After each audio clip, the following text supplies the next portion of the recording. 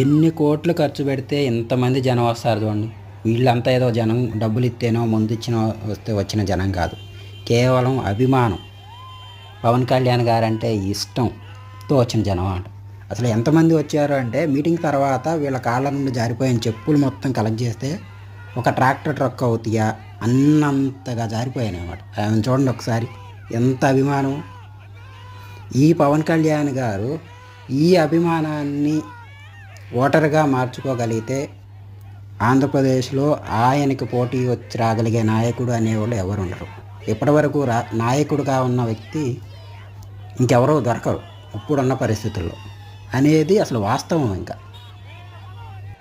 ఇంకా భవిష్యత్తులో రాజకీయ నాయకుడిగా ఉంటారో ఒక నాయకుడిగా ఉంటారా అనేది కాలమే నిర్ణయిస్తుంది.